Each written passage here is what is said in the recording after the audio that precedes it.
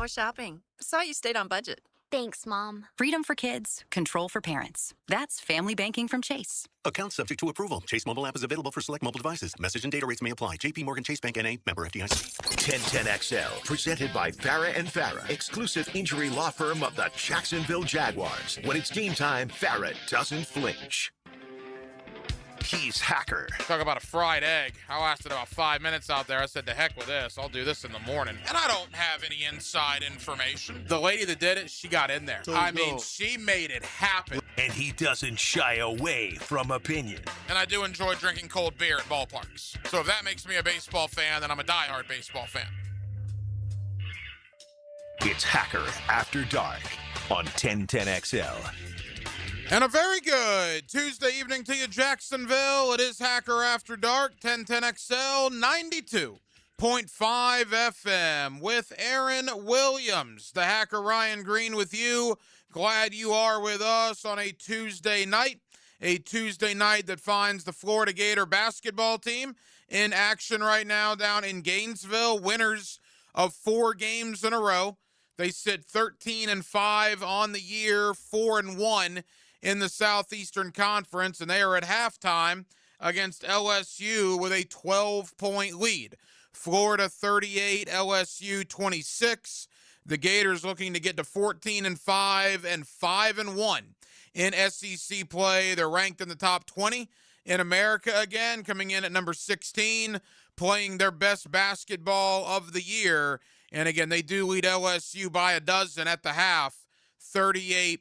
It is a Tuesday night that finds a brand new coach in the AFC South, a familiar coach to those of us here in Jacksonville. We will get to what the Tennessee Titans did with their coaching opening and how that may or may not affect the rivalry between them and the Jacksonville Jaguars moving forward.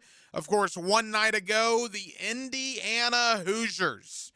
Yeah, Indiana, 16-0. First 16-0 college football team since that Yale Bulldog team we all remember back in 1894. Who could forget that wonderful Yale team back in 1894? My question is, back in 1894, what were they doing playing 16 college football games?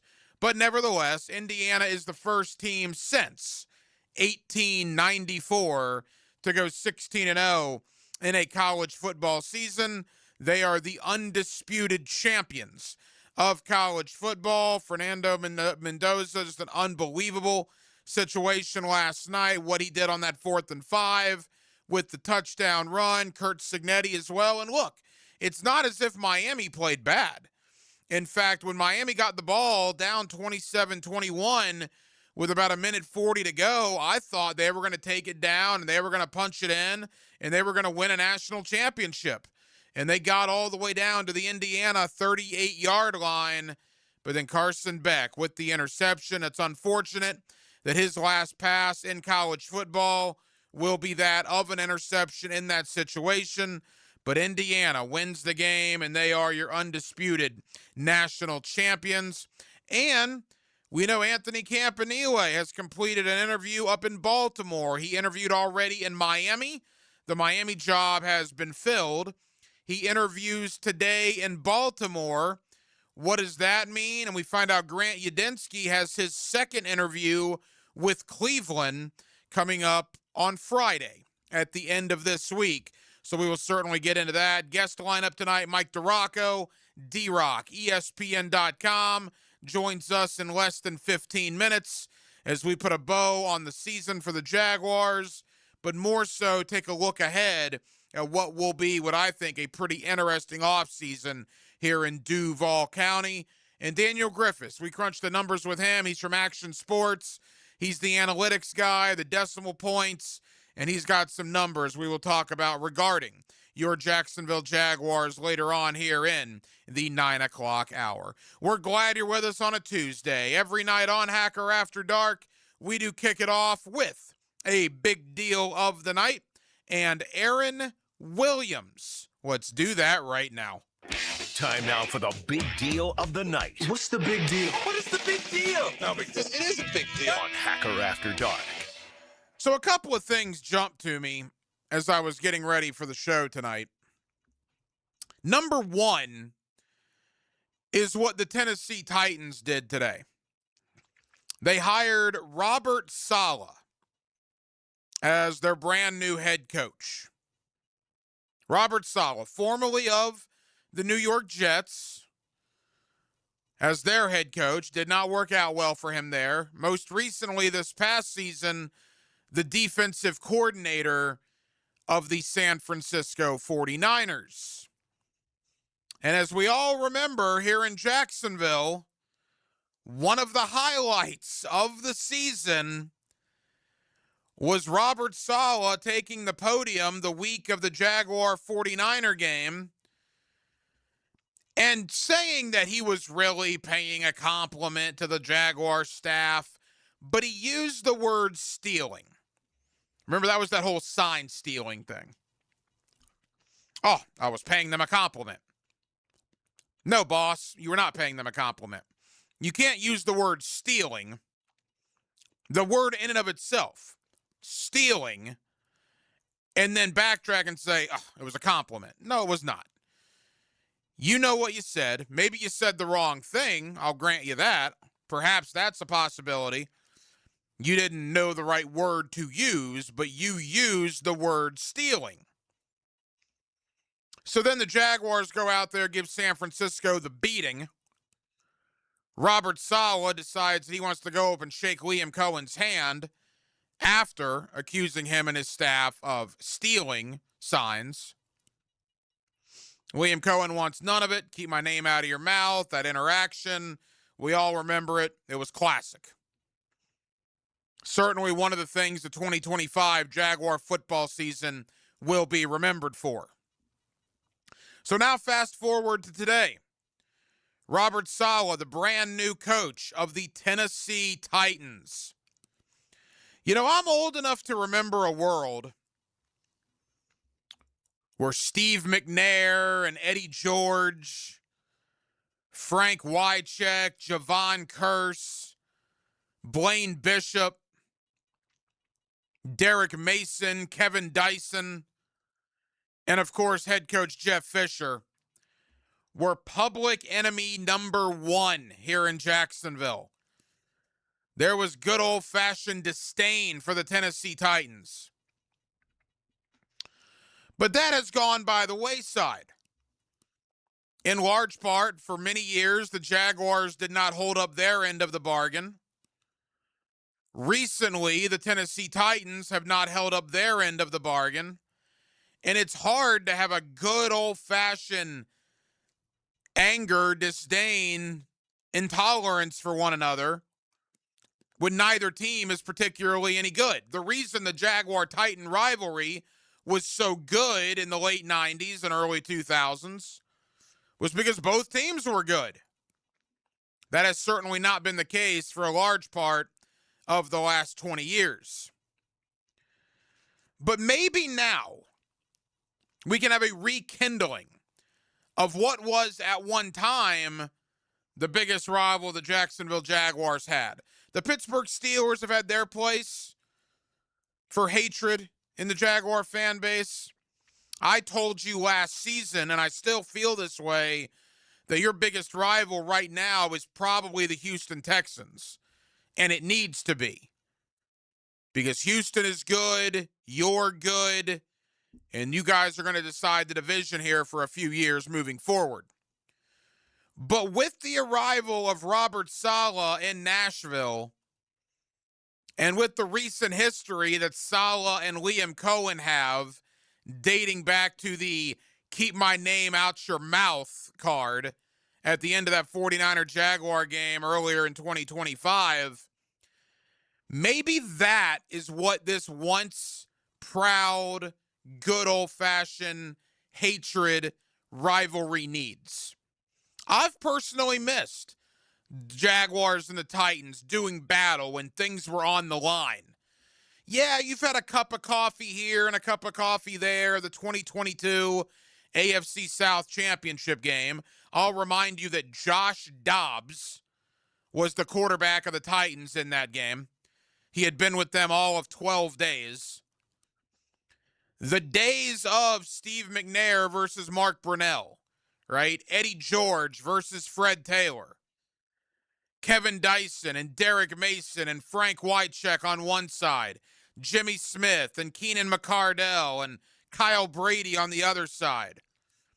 Tony Brackens and Javon Curse. Aaron Beasley and Samari Roll. It was a thing of the past, man. Jeff Fisher and Tom Coughlin. Maybe, just maybe, with the arrival of Robert Saleh in Nashville, maybe a rekindling of Tennessee-Jacksonville will commence. Now, I can already bet you money that when that game comes around the first time next year, Cohen will downplay it in the media. Saleh will downplay it in the media. That would be my assumption. But it will be a talking point. It will be brought up. And when it is brought up, and if the game lives up to the billing, then yeah, maybe Tennessee and Jacksonville can go back on the schedule for you Jaguar fans as they circle the calendar, circle the schedule, game between your arch rival that you want to win and you want to win badly. Because I don't know if Tennessee has had that luster as of late. Houston has and still will. Maybe with the arrival of Robert Saleh, Tennessee will re-enter that conversation as well. Grant Udinski will interview on Friday for the second time for the Cleveland Browns job. I guess you would consider him a finalist. I know Jesse Minner of the Chargers, Todd Monken, Jim Schwartz, among others that will interview twice in Cleveland. And Anthony Campanile interviewed earlier today in Baltimore. He already interviewed in Miami. That job went to Jeff Hafley. Interviewed today in Baltimore. We should get clarity pretty soon. I would imagine most NFL jobs by this time next week will be full. You can't go into early February and still have a job opening. Senior Bowl, you got to start planning for the combine, planning for free agency. Teams need to get this stuff done. That's why you've seen 4 hires already.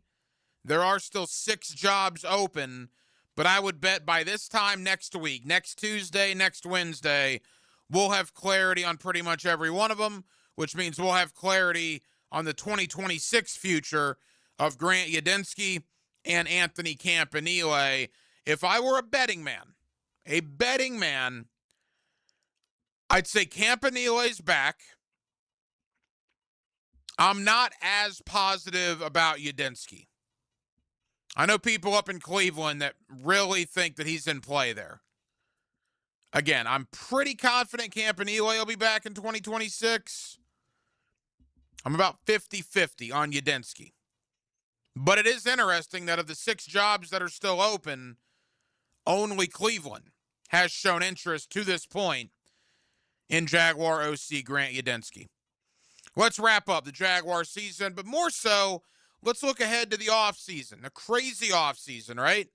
We'll talk about the coordinator situation, what would happen if one or even both coordinators were to leave, the impending free agency of Devin Lloyd, Travis Etienne, Monteric Brown, Greg Newsome, among others, and how will we as a community, you as a fan base, how will we remember the 2025 Jacksonville Jaguar football team, football season as a whole? Let's talk about all of it with Mike DiRocco, D-Rock, ESPN.com. He joins us next on a Tuesday night here in Northeast Florida. We're glad you're with us. Till 10 o'clock, it's Hacker After Dark. He writes. Done. He speaks. Amazing, isn't it? He's nationally syndicated sports writer Matt Hayes, and he's on XL Prime Time. Weekdays noon to 2 on 1010 XL. Blue here for the Blue Crab House, located right off of San Jose. It's on Jewington Creek Road. They've been around since 1996. Indoor-outdoor dining. Also, takeout is available at the Blue Crab House. Open 4:30 to 9, Tuesday through Saturday. Sunday, noon until 9. Remember, Tuesday, $2 margaritas. Wednesday, $1 oyster night. How about the blue crabs? How about my personal favorite, the Canadian snow crabs? Whatever it is that you fancy, you get it right there. The Blue Crab Crab House. Are you looking for a place to outfit your truck or van? It's Catlin Truck Accessories. For 105 years and 4 generations, Catlin is the name you can count on. This is Keith Catlin, and we know trucks and vans too, from Lear toppers, ladder racks, van shelving, strobe lighting, roll and lock bed covers, and everything in between. If you want quality products and great customer service, there's only one name. It's Catlin. Who can you count on?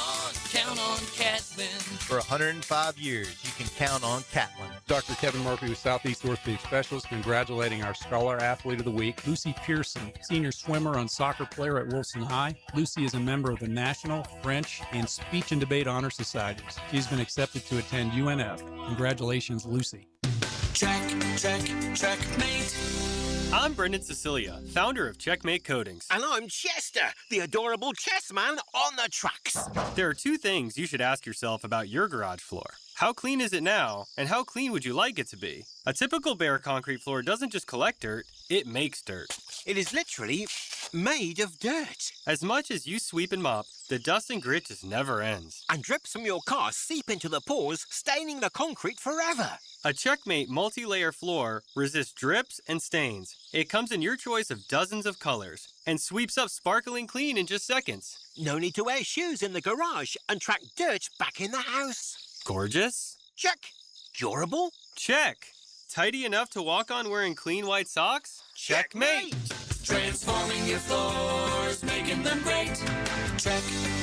Checkmate. Visit CheckmateCoatings.com. That's CheckmateCoatings.com. When it comes to glass, you don't want average. You want flawless. Duval Glass and Mirror has transformed homes and businesses across Jacksonville for over 35 years. Frameless showers that wow. Mirrors cut exactly to your style. Fogged or broken glass replaced. Decorative tabletops. Windows replaced or repaired to stand up to Florida storms. All backed by a 100% guarantee. Visit DuvalGlass.com for your free quote. There's only one name for glass and mirror around these parts. It's Duval.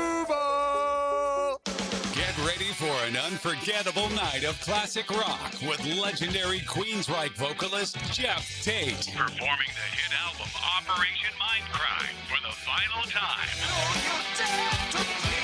One night only, January 28th at Florida Theater. Timeless hits from the unmistakable voice of Jeff Tate. Get your tickets now at floridatheater.com.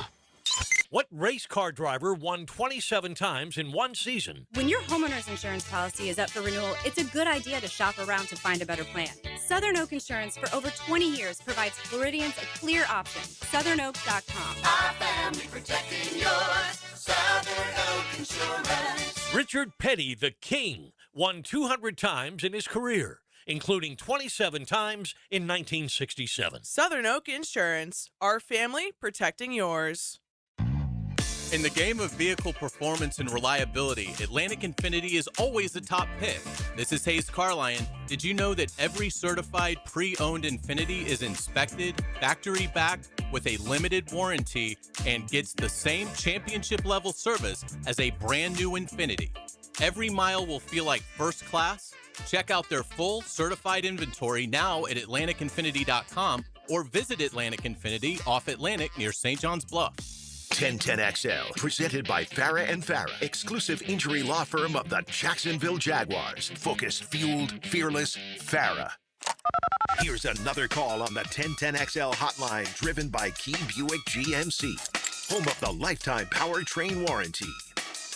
Back here on 1010XL and 92.5 FM in the city of Jacksonville. We are glad you are with us. Well, we have a Final Four in the NFL. You got Denver, New England in the AFC. Of course, you got Seattle and the Rams in the NFC. The Jaguars, unfortunately, are not playing this weekend. That ended a week and a half ago, and that lost to Buffalo. But now that the seas have calmed a little bit, kind of the fog has lifted after that loss, let's look back on the season that was and look ahead to a pretty interesting offseason to come. With that, Mike DeRocco of ESPN.com, always kind enough to join us here on Hacker After Dark. D-Rock, how you doing, man? I'm good, Hack. How are you? Hey, Mike, we're good. Thank you for the time. All right, a week and a half roughly since the game. Obviously, the first, 24, 48 hours are pretty brutal for this fan base, no question. But now that we have had a little bit of time to step back and reflect, as disappointing as that loss to Buffalo was, Mike, man, what a season Liam Cohen, James Gladstone, and Tony Baselli put together. Yeah, without question. And I know, like you said, it might even still be hard for some people to look back on it now and reflect, because especially when you see that, the Denver Broncos will not have their starting quarterback, and you kind of felt like you were the better team than New England watching that game the other day, and that you would probably think, oh, gosh, they had a shot at the Super Bowl. But, 13 wins in his first year, AFC South division title, getting Trevor Lawrence to play the way that we all thought Trevor Lawrence would play from the moment he stepped into the league, getting a lot out of, a defense that didn't really have a ton of stars on it, or really any stars on it. I mean, it is, I don't remember a season, and I know 23, coming off of the 2022 was pretty intense, the offseason and the anticipation, but I think this is even going to be more coming out like that. That's the big takeaway for me, is that this seems more sustainable. It feels more sustainable. And even though fans are probably, like I said, still having a hard time getting over it, it should be a heck of an off season, and it should be a lot of optimism, in Jacksonville for a while. I want to get to some of those big offseason questions with you, Mike, but you just said it right there, so I'll go in this direction first. 2017 was Doug Marrone's first full year as head coach. The Jaguars win the division, go to the playoffs, but then the bottom falls out 5 games into 2018. Doug Peterson, 2022, first year as head coach. Win the division, go to the playoffs, bottom falls out Thanksgiving of 2023. And now here we are with Liam Cohen, first year, go to the playoffs, win the division. Why, in your opinion, will the bottom not fall out this time?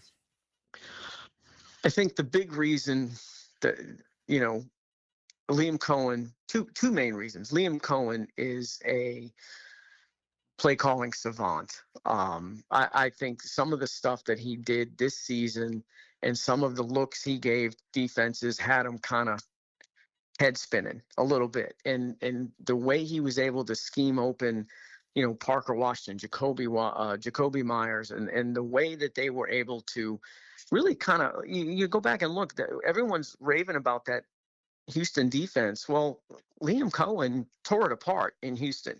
Now, granted, that fourth quarter wasn't great, but, for 3 quarters, they tore it apart. I just think he's at a next level now of play calling that is always going to give them a chance. And he's obviously unlocked, what we thought about Trevor Lawrence. And the other reason, too, is this is the first time. I mean, we always heard from Trent Baalke and Doug Peterson that there was alignment and there was a collaboration. We never really believed that. And that was sort of the same thing in 2018. Now, injuries played a role in 18 and 23, so that's obviously an X factor here. But for the first time, I really do truly feel that there is alignment between the GM and the head coach and, the EVP, Tony Baselli, that they're all working together. I just feel like that is the biggest thing that people aren't talking about. They're not just going to sign guys to sign guys in free agency. They're going to sign guys, if they do any, that fit what the head coach wants to do. I just get a sense that there's a lot more unity than there has been here in a long, long time. Mike DiRocco of ESPN.com. D-Rock, a lot of questions lie ahead for the Jaguars this offseason. Let's begin with the coordinators. We know Grant Udinski is reportedly one of the 5 or 6 guys getting a second interview in Cleveland. We know Campanile interviewed in Miami. He obviously did not get that job, but he also has reportedly interviewed in Baltimore. What's your thought on at least the futures for 2026 of Anthony Campanile and Grant Udinski here in Jacksonville? Well, they keep having head coaching openings, so at some point there's just going to be enough that they're going to get jobs, to be honest with you, that any coordinator around there is going to get a job. but I do think both will be back this year. I think Campanile would probably be the more likely one to get a job.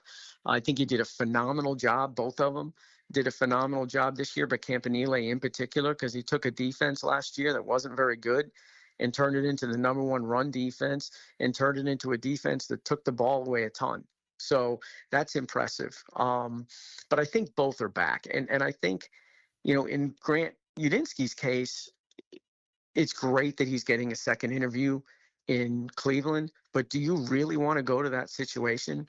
I think he's in a position at 30 years old, after the success that they've had, that you can afford to be a little picky. You can afford to say, you know what, I don't want to take that job just because it's a head coaching job. I want to take that job because I feel good about the situation and I feel like I'll be set up for success.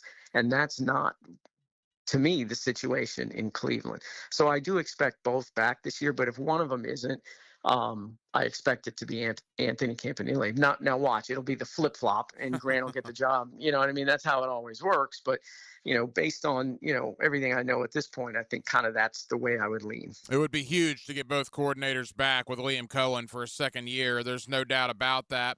All right, let's get to some off-season player personnel stuff. We'll talk about the big four free agents, Newsome, Brown, Lloyd, and Etienne in a moment.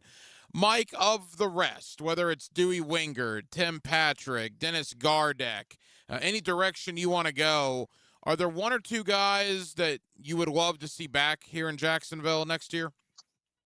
I think Gardeck is a guy that they would love to bring back.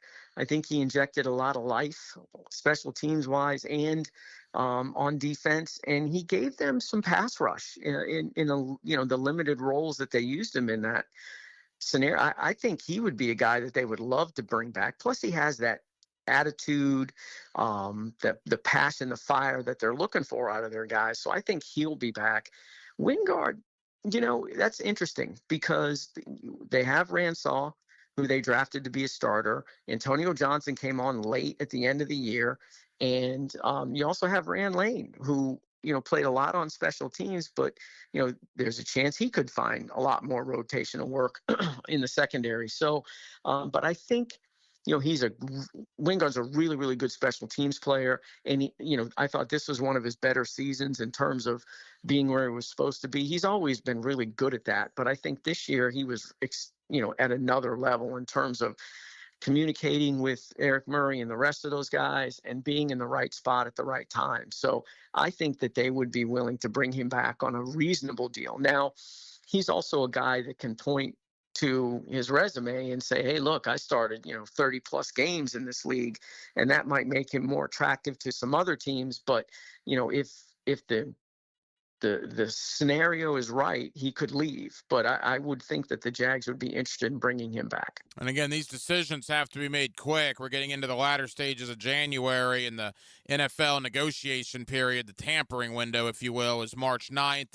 The league calendar begins March 11th.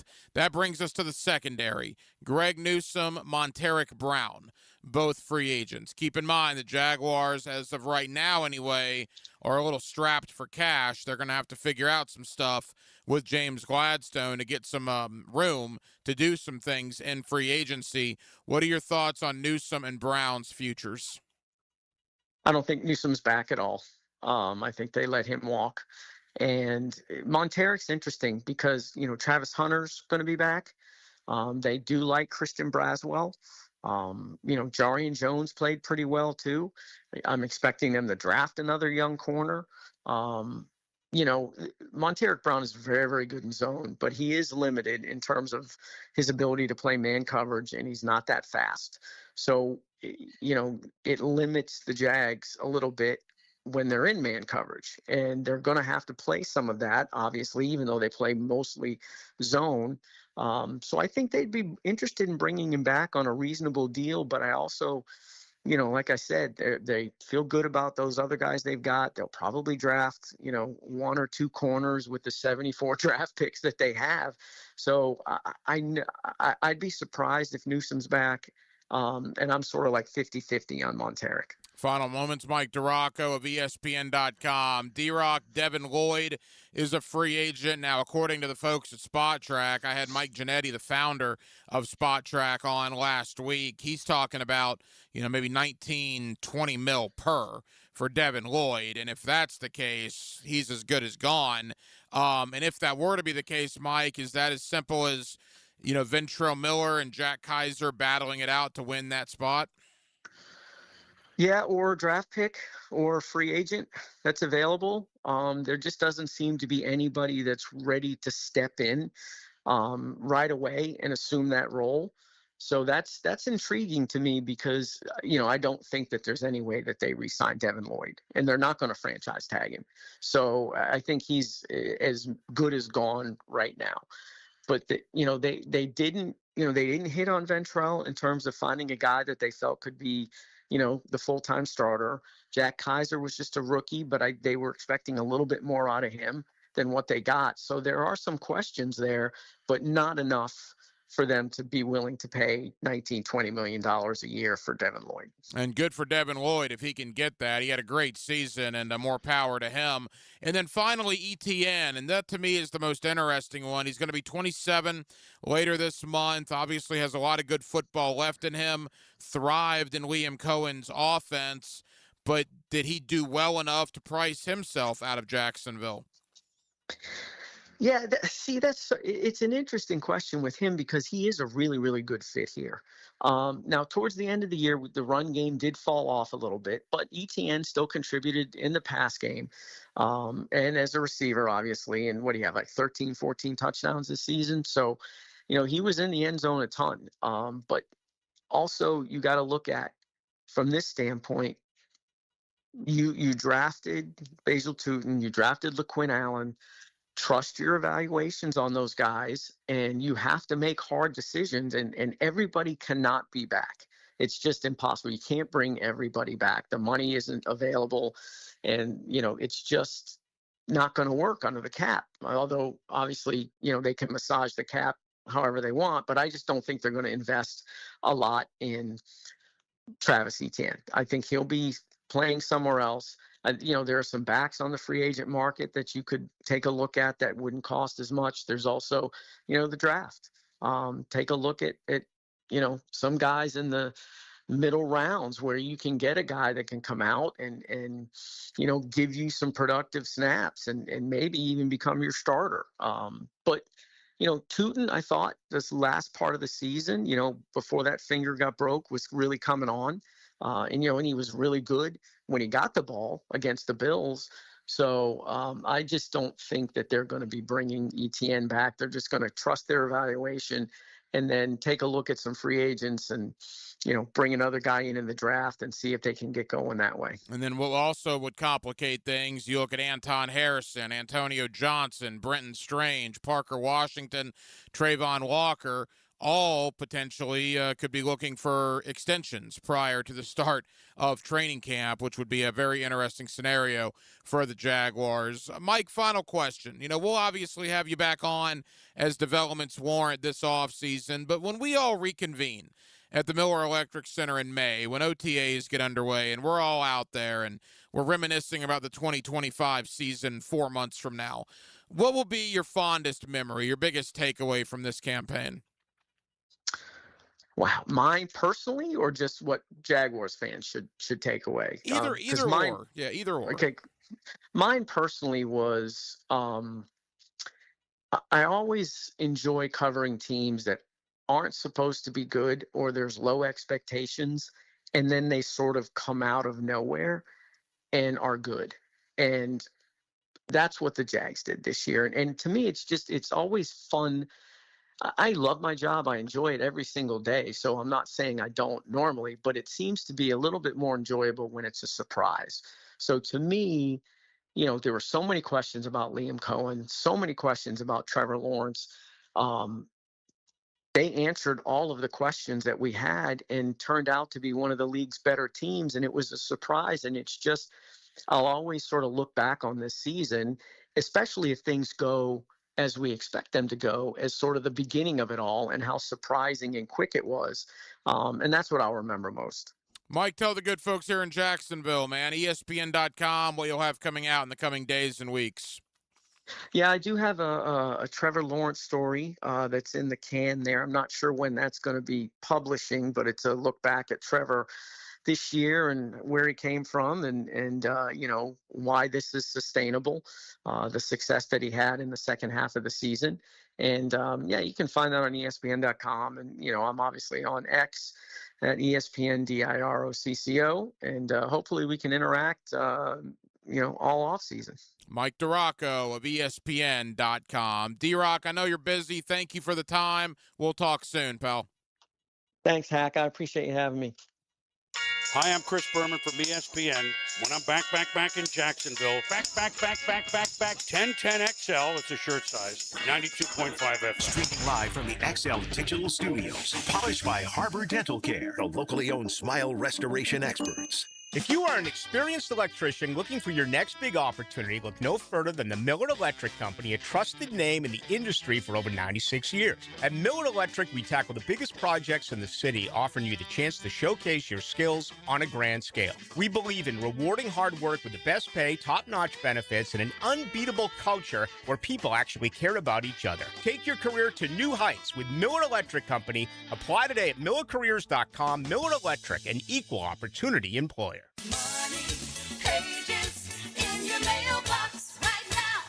Did you know there's local savings sitting in your mailbox right now? Money Pages is packed with real coupons from your favorite local businesses. Save money at restaurants like Al's Pizza, on pet care at Forever Vets, and on entertainment for the whole family at the Alhambra Theater. Plus, make sure to download the Money Pages app for savings on the go. Money Pages in your mailbox right now. Bueller. Stay cooler with Bueller. Hey, pal, is that a turtleneck? Can't you feel it, Jason? There's a chill in the air, a definite nip. I mean, it is January. In Jacksonville, Jason, I didn't come here for cold. Well, I wouldn't call this. Cold weather gives me the sniffles. Sniffles turns to pneumonia. Suddenly, I'm in a hospital bed with a tube down my throat because Florida didn't get the memo about ignoring winter. So switch over to heat. What if my system can't remember how to heat? Dude, put on these sunglasses. Whoa. Bueller Air and Plumbing can make sure your system is ready to switch from cooling to heat. We'll clean your heating coil to get rid of that burning dust smell and make sure you have the coolant pressure to keep your heat pump pumping out the heat. I had no idea these sunglasses worked in the winter. Stay cooler with Bueller. Visit BuellerAir.com. A new year is the perfect time to finally get organized. Hey, this is Lauren Brooks, and I love our closets from Closets by Design.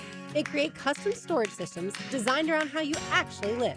From closets and garages to home offices, entertainment centers, laundry rooms, and more. Beautiful, functional storage for any space, lifestyle, and budget. Start the new year strong with 40% off plus an extra 15% off, free installation, and 18-month special financing. Schedule your free in-home consultation. Call 904-878-9393 or visit closetsbydesign.com.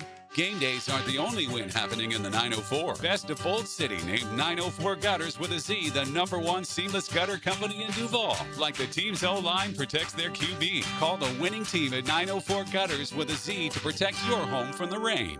Greenlaw Group is for the insured. If you think you have roof damage, call 904-302-7055 today, and they will schedule you a free roof inspection. Trust their law firm to help you fight your insurance when you need it. These storms can cause damage you may not even see yet. Call Greenlaw Group 302-7055. There's no cost to retain their law firm and no cost to have your roof inspected. They only get paid if you win. Greenlaw Group, for the insured. Start your new year off healthy and get screened at Ackerman Cancer Center with on-site imaging, including whole-body MRI, PET and CT scans, and mammography. Early detection is key. Visit AckermanCancerCenter.com.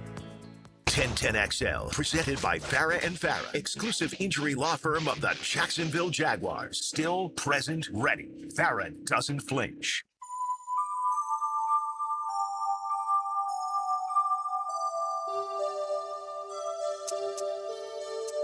Hacker After Dark on 1010XL.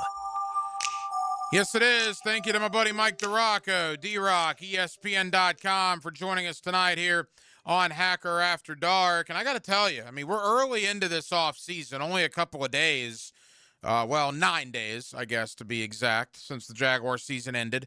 But as we get deeper in and you start talking to guys that cover the team, my own personal opinion as well, locally, and talk to guys nationally, boy, there's just not many scenarios that you could see, at least right now, playing out, barring something unforeseen, that have Devin Lloyd coming back to the Jaguars. Not for the fact that they don't want him back, but just for the fact that he is going to get paid to the point where he's probably priced himself out of what Jacksonville can do, which is unfortunate. You know, that brings up the idea that they did not place the 5th-year option on him, which would have saved, I think, like $6 million. But even at that point, I don't even know if that was conceivable when they had to make that decision a year ago.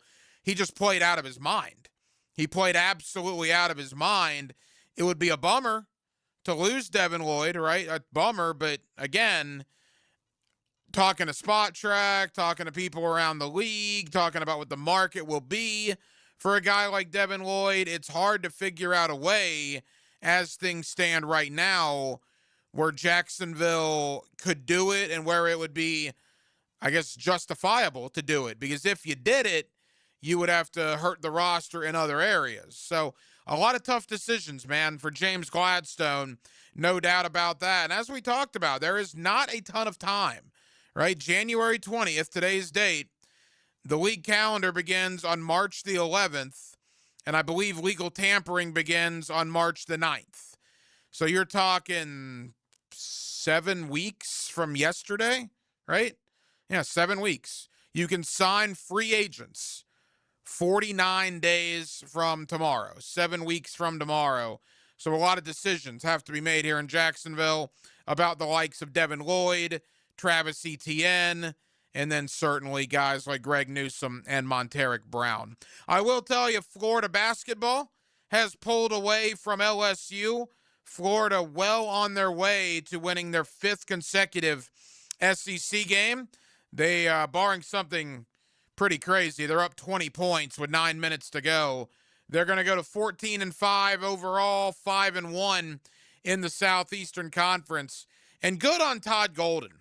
There was a lot of questions about this team when they lost in the non-conference to Duke and to UConn, and when they lost to TCU and to Arizona. And they lost all these heartbreakers. Even their one conference loss to Missouri was a heartbreaker. And you got to thinking, well, you win the national title, you keep losing close game after close game after close game. Maybe the guys just figure this isn't our year. But they've kept battling. They have kept battling. And now with wins over Georgia, Tennessee, Oklahoma, Vanderbilt, and tonight they're destroying LSU. They're going to be in first place all by themselves in the conference at 5-1. Terrific job by Todd Golden and that Gator basketball staff. Speaking of the Southeastern Conference, and this is something we'll get into probably more tomorrow night as well, but last night Indiana wins the college football national championship. That follows a year where Ohio State won the college football national championship, which followed a year where the Michigan Wolverines won the college football national championship. That's 3 national titles in a row for the Big Ten Conference. But as we all know in these parts, in the Southeastern Conference, it just means more, right? And I'm not going to throw stones in a glass house. I am an SEC homer, an SEC snob, have been so for many, many years. I will gladly admit that I still believe the Southeastern Conference is the best conference in college football. Having said that, that argument is beginning to get a little harder because of the Big Ten's dominance in winning the last 3 national titles and having 3 different schools do it in that 3-year period, with Michigan, with Ohio State, and with Indiana. Now, the question is why? Why has the SEC fallen back to the pack? Why, in some eyes, has the Big Ten surpassed the Southeastern Conference with these last 3 titles? Well, I mean, clearly, to me, it's not a coincidence that this is happening in the era of the transfer portal and in the era of NIL. I think pre-transfer portal, pre-NIL, the Southeastern Conference reigned supreme, right? It did mean more because they were destroying teams from outside the region. But you want to talk about the ultimate equalizer and then some? Well, now everybody can utilize NIL. Now everybody can utilize the portal. And now all of a sudden, we've gone 3 seasons without a national championship in the SEC. And I think what's almost more impressive than that is that it has been 3 different teams.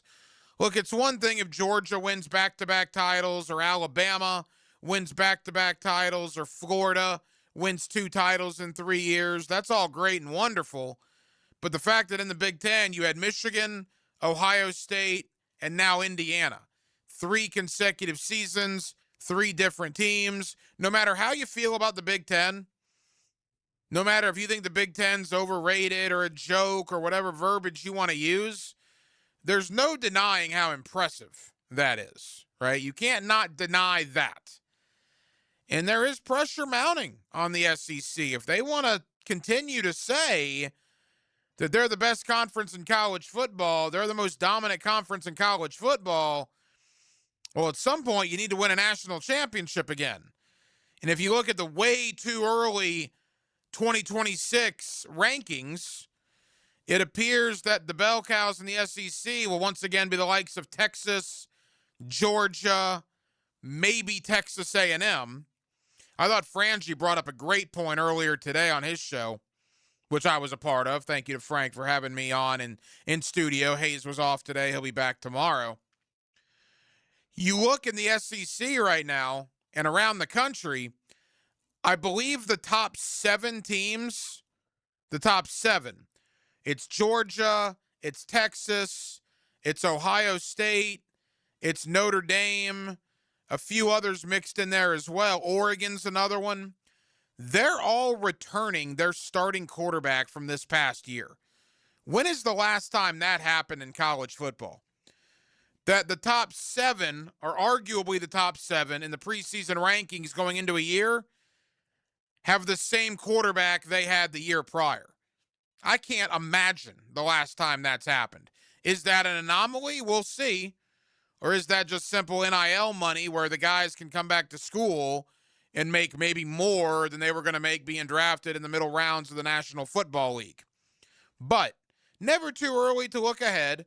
We'll look at Florida and Florida State. And by the way, speaking of that, Miami, I thought they played well last night. They played well enough to win.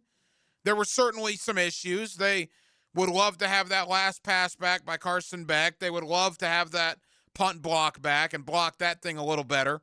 I'm sure they would love to have a shot at tackling Mendoza on that 4th and 5 down by the goal line. It wasn't a flawless game by the Hurricanes by any stretch of the imagination. But if I'm a Miami fan, I'm not, beat up at the fact that we got outplayed and got outcoached and got dominated. That was far from the case. If that game's played 10 times, Miami might win 4 or 5 of them. They were right there at the end, despite Indiana controlling the first half. Miami, in many aspects, played better than Indiana in the second half. But you just got to give it to the Hoosiers, man. Team of destiny, whatever you want to call it, to go a perfect 16-0 with wins over Oregon twice, Ohio State, Penn State at the whiteout game, destroying Alabama, and beating Miami in South Florida for the title. Incredible. One of the biggest college football stories we will ever witness are the Indiana Hoosiers going 16-0. By the way, they are the first team since the 96 Gators to win their first national title. Every national title winner since the Gators in 96 had won a previous title until last night, where Indiana wins their first college football trophy. Almost halftime here on Hacker After Dark. We'll take you up till 10 o'clock as we do every night. Coming up in about 20 minutes, a little less than 20 minutes, Daniel Griffiths of Action Sports. We'll crunch some numbers. We'll do a little analytics looking at the Jaguar offseason. More to do as we roll on till 10 o'clock with Aaron Williams, the Hacker Ryan Green with you here on 1010XL and 92.5 FM. Perfect passes. Great pass. Thrilling moments. Did that just happen? Winning plays. Touchdown! Your radio home for play-by-play. 1010XL. Get a healthy start in 2026. The Florida Department of Health in Duval County is here to help you get healthy and stay healthy all year long. Our dedicated team is committed to providing high-quality care and trusted public health services for our community. Our mission is simple: to protect, promote, and improve the health of you and your family. Learn more about our programs and services by visiting duval.floridahealth.gov. Baloo here for Smunez Vision. Why Smunez Vision? Well, I've been with Dr. Neil Smunez now since I got back to Jacksonville in 2006. 37 years of experience he has. Smunez Vision is a family organization that focuses on personal high-quality medical and surgical eye care. Dr. Catherine Smunez is fellowship-trained in cornea and cataract surgery and all refractive surgery. Combined, that's 30 years plus in laser eye surgery. Visit SmunezVision.com today. Here you can see. Dr. Kevin Murphy with Southeast Orthopedic Specialists, congratulating our Scholar Athlete of the Week, Annie Craig Charnley, senior basketball player at Wilson High. Annie is the co-president of the National Honor Society and is on the AB Honor Roll and the AP Scholar Award. This is Dave Barker with IHRS. Are you frustrated with those trendy pills and lotions that claim to make your hair thicker and fuller? Tired of your hair falling out? Our hair restoration solutions have helped over 10,000 men and women restore their hair in as little as 2 office visits. Call 904-777-IHRS. That's 904-777-4477 or go to hairforme.com. Make Capital Glass and Shower Doors your premier choice for top quality glass solutions. With over 40 years of expertise, their team specializes in commercial and residential projects. From elegant shower doors to modern frameless enclosures, they've got you covered. But that's not all. They also offer glass railing systems, glass wine cabinets, and much more. For unmatched quality and service, choose Capital Glass and Shower Doors. Your vision, their expertise. Visit online at capcoglass.com. Welcome to Key Buick GMC, proudly family-owned and operated since 1943. Come see why they're North Florida's new and pre-owned truck center, conveniently located on Southside and JTB, just minutes from the St. John's Town Center. At Key Buick GMC, every new vehicle comes with our lifetime powertrain warranty. Key Buick GMC, we are professional grade. Online at keybuickgmc.com. Lifetime powertrain warranty covers engine, transmission, drivetrain only. Exclusions apply. See dealer for details. Are you looking for a place to outfit your truck or van? It's Catlin Truck Accessories. For 105 years and 4 generations, Catlin is the name you can count on. This is Keith Catlin, and we know trucks and vans too, from Lear toppers, ladder racks, van shelving, strobe lighting, roll and lock bed covers, and everything in between. If you want quality products and great customer service, there's only one name. It's Catlin. Who can you count on?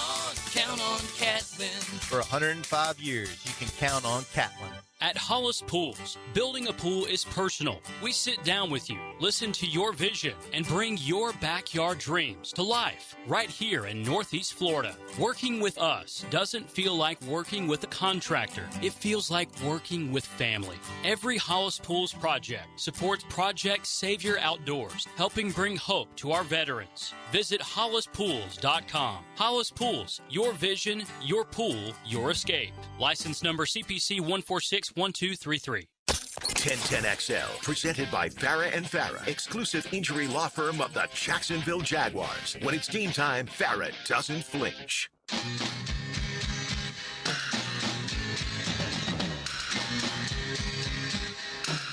This is Hacker After Dark on 1010XL. So some potentially good news coming out of Los Angeles within the last couple of minutes.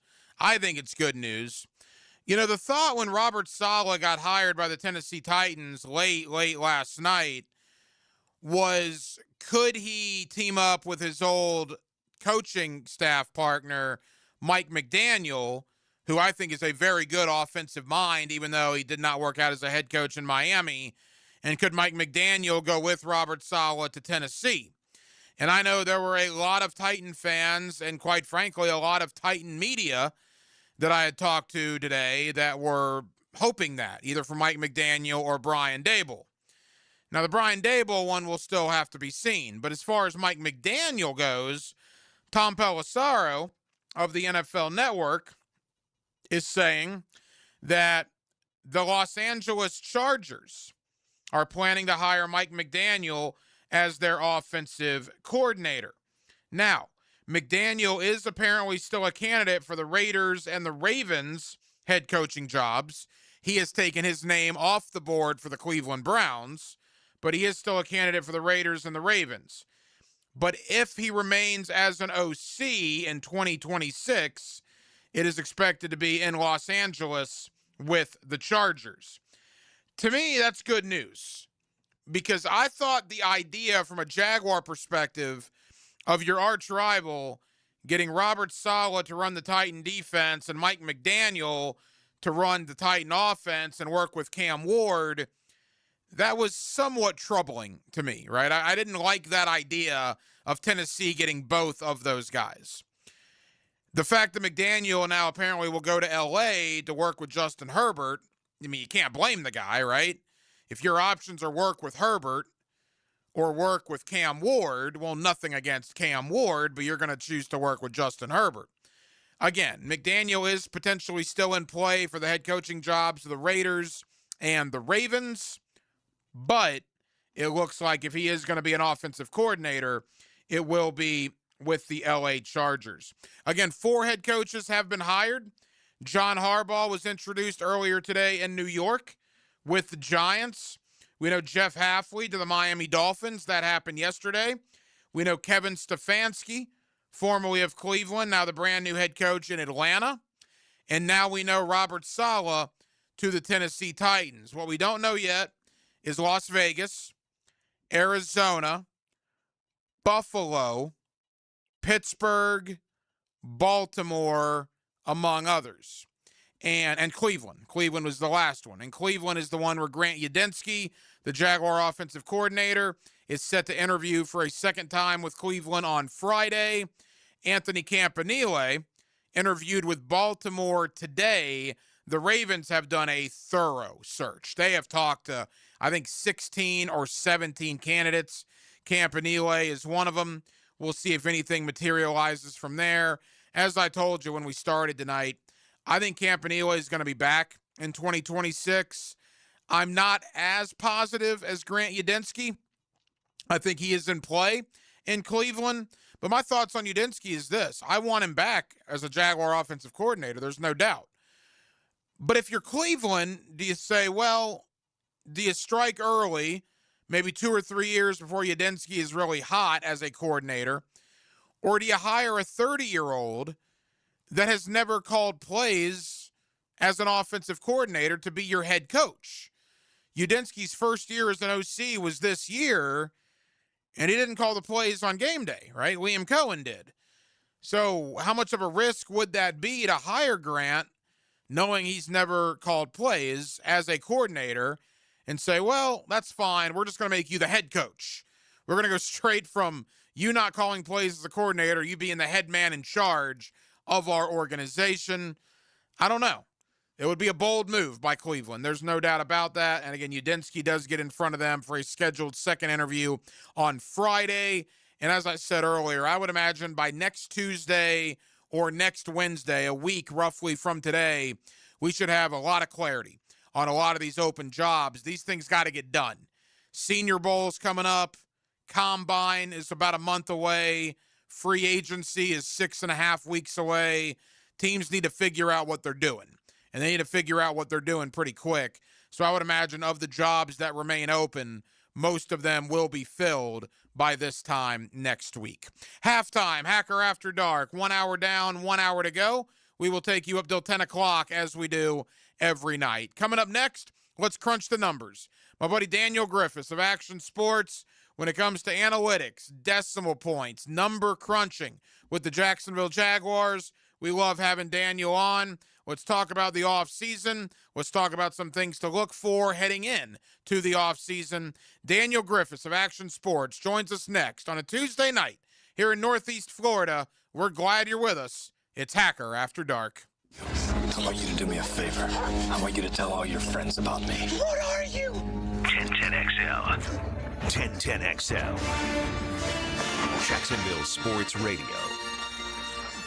Ready to race Jacksonville? Indoor racing anytime at K1 Speed. Fast electric karts, real competition, and family fun. Buy 2 races, get 1 free every Tuesday. Cruise over to K1 Speed Jacksonville today. Your top destination for indoor racing. When the team heats up and the temps climb high, Sunrise Heating and AC keeps you cool. That's no lie. From kickoff to overtime and every long drive, they'll keep your home feeling fresh and alive. When your system's down, don't sweat the score. Sunrise Heating and AC of North Florida is ready to restore. Fast, honest service from a local crew, keeping Jacksonville fans chill all season through. Your comfort starts here at sunriseheatingandac.com. Touchdown! This date in sports history is brought to you by Southeast Orthopedic Specialists. On January 20th, 1980, the Steelers beat the Rams 31-19 in Super Bowl 14 to become the first team to win 4 Super Bowls.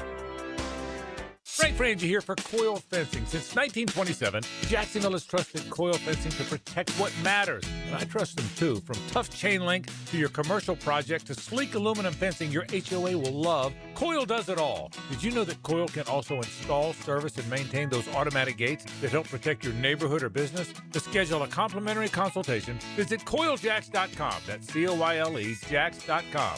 Coil Fencing, A+ rated with the Better Business Bureau, proud partner of the Jacksonville Jaguars. Home of the Jacksonville Jaguars. WJXL AM Jacksonville Beach. WJXL FM Jacksonville Beach. It may be winter in Northeast Florida, but it's one of the most important times to protect your lawn. Prosser here for Julington Creek Pest Control. Their winterizer strengthens roots and improves cold tolerance. Pre-emergent treatments stop spring weeds before they ever start. What that means is you set the stage for a thicker, greener lawn when spring arrives. Call today to schedule your winter lawn treatment with Julington Creek Pest Control. Our family serving yours since 1984. What Major League Baseball player was once walked intentionally with the bases loaded? For over 20 years, Southern Oak Insurance has given Floridians a better alternative to their current homeowner's policy. See what you can get with Southern Oak. Log on to southernoak.com. Our family protecting yours. Southern Oak Insurance. Barry Bonds, who has the most career walks, was once walked intentionally with the bases loaded. Better one-run scoring than a whole lot more. Southern Oak Insurance, our family protecting yours. Start the fresh new you with Local Fair Jacks, the online farmers market delivering fresh local food to your door. Start for just $7 with code FRESH1010 at localfairjacks.com. 1010XL, presented by Farah and Farah, exclusive injury law firm of the Jacksonville Jaguars. Focused, fueled, fearless, Farah. Here's another call on the 1010XL hotline, driven by Key Buick GMC, home of the lifetime powertrain warranty. Back here on 1010XL and 92.5 FM in the city of Jacksonville. We are glad you are with us.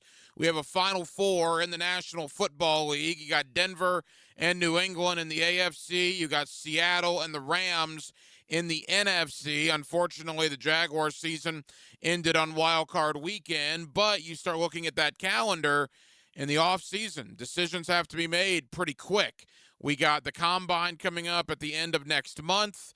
We got free agency less than 2 months away, and the Jaguars have a bunch of decisions to make and not a lot of time to do it. Let's talk about it with Daniel Griffiths. He crunches the numbers for us from Action Sports, and Daniel's always kind enough to join us here on 1010XL. Daniel, how we doing?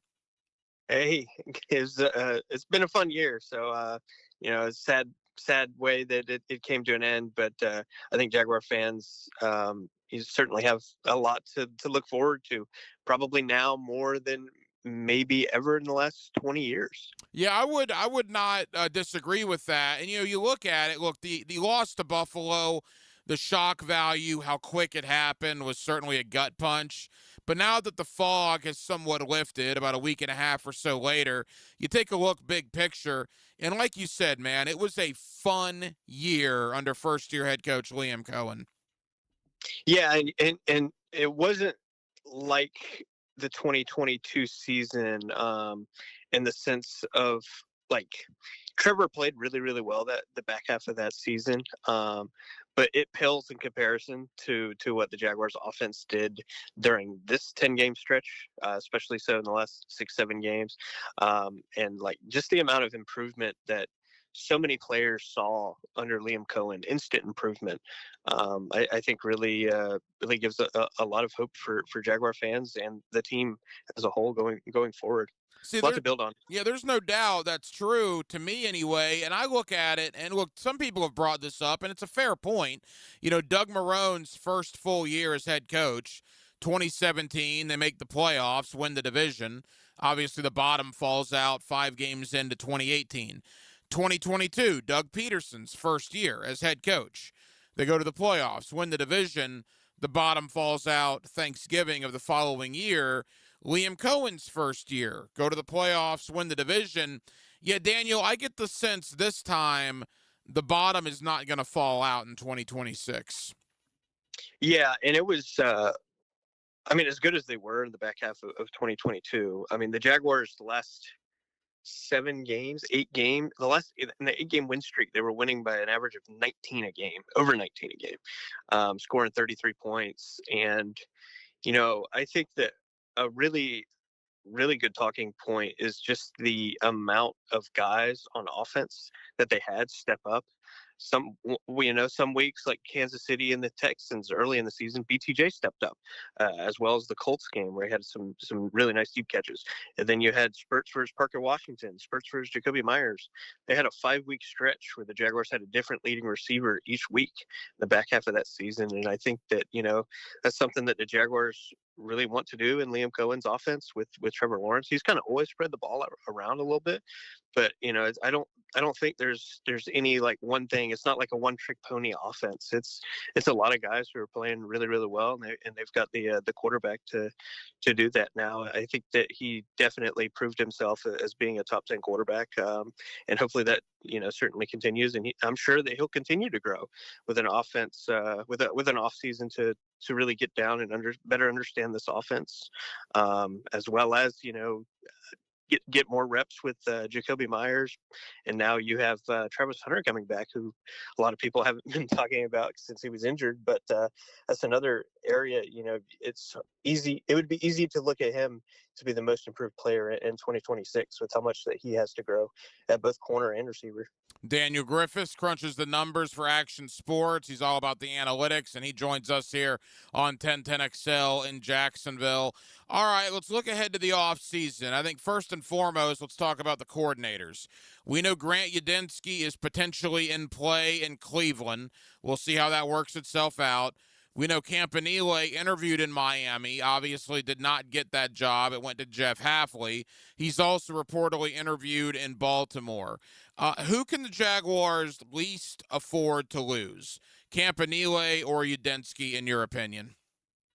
I'd say Campanile, simply because that's, you know, at the end of the day, you still got Cohen. And I think that that's really the orchestrator of the offense. But, you know, I will say Udinski's got a lot of input, and it's pretty obvious, you know, when Liam Cohen talked about like blitz package, checks on blitzes and a lot of the checks and third down decisions, Udinski's a big help there. But, yeah, I think what Campanile has done turning around what was one of, if not the worst defenses in the NFL last season, and having them be, you know, a top 5 defense this season, I think that that's, you know, something that the Jaguars would be really disappointed to lose Campanile with how much that he's done for the defense.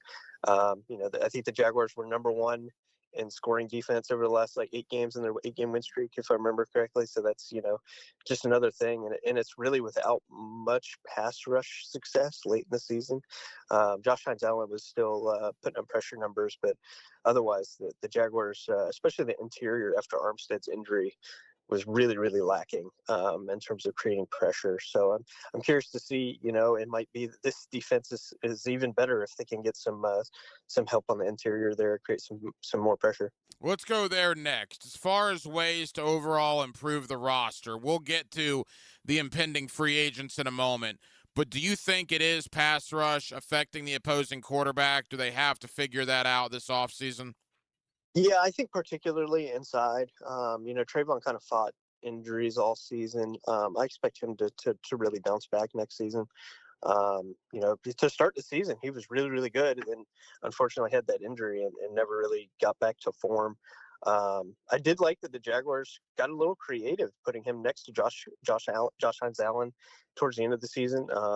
That worked pretty well for him.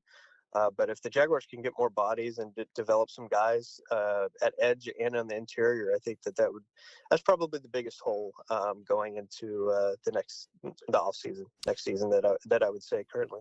Couple more for Daniel Griffiths of Action Sports. All right, we know about the big four free agents, and I want to get there in a moment. Monteric Brown, Greg Newsome, and then certainly Devin Lloyd and Travis Etienne.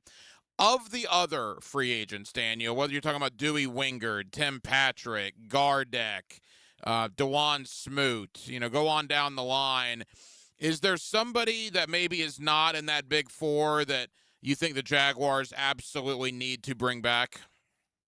I don't know about absolutely need to, but I'd like to see them to bring back Tim Patrick. I thought that he did some really nice things for him. He's not your stereotypical. He's really good at blocking, really good in the screen game, which the Jaguars love to do. They kind of went away from it in the back half of the season, but the Jaguars talk so much about how crucial blocking is, particularly at receiver position, and that was something that they really, really harped on, and I think that really behooved them in the run game this season.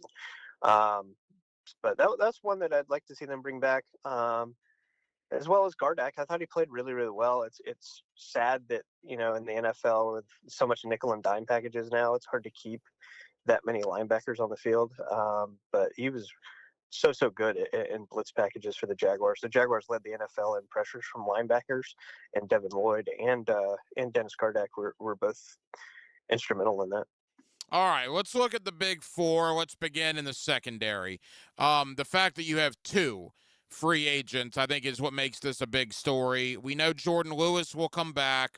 Jarian Jones will be in the mix. Yeah, Travis Hunter as well. And Travis Hunter could really be in the mix in the secondary, depending on what happens with Greg Newsome and Monteric Brown. What is your thought on Newsome and Brown moving forward?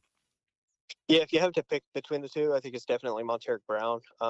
He allowed a 54.4% completion rate and 73.3 NFL rating.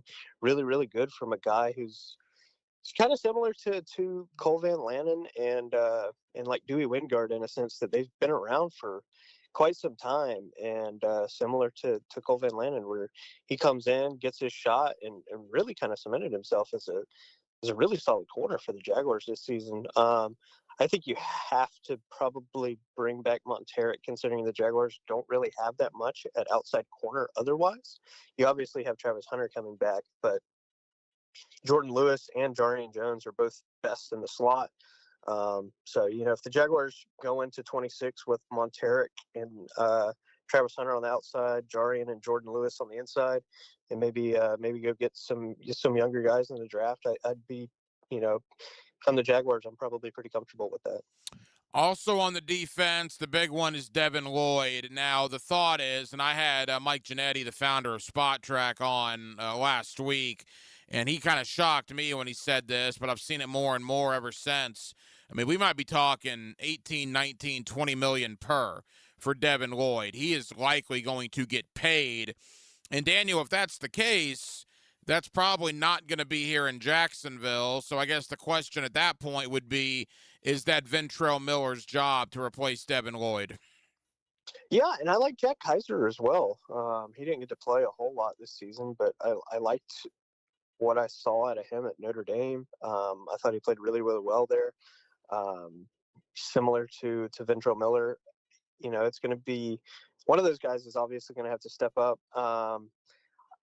Jack Kaiser might develop into a better coverage linebacker, which is really, those splash plays and coverage that Devin Lloyd gave you this season were so crucial for the Jaguars. I put together the Jaguars' most impactful plays this season, and it was just Devin Lloyd on defense. But with Ventrell Miller and Jack Kaiser next to Foye Oluokun, I probably feel okay if I'm the Jaguars at linebacker. I like those two.